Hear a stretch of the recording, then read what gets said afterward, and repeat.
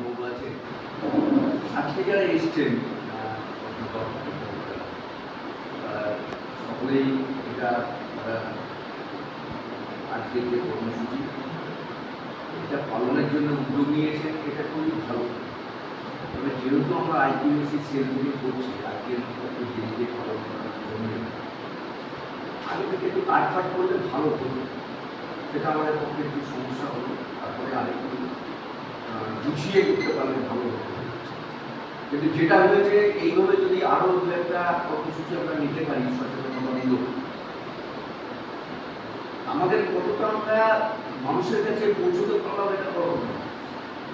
আমরা নিজেদের মধ্যে আত্মস্থ করতে পারলাম যে ধরিত্রী দিবস আমরা আমাদের পালন করা উচিত, এবং এই ব্যাপারটা তো শুধুমাত্র ঘরের মধ্যে থাকে, যেটা ওই যে ভিডিও হচ্ছে আমাদের ওয়েবসাইটে যাবে, ফেসবুকে যাবে, শেয়ার হবে, কলেজের বক্তব্য, কলেজের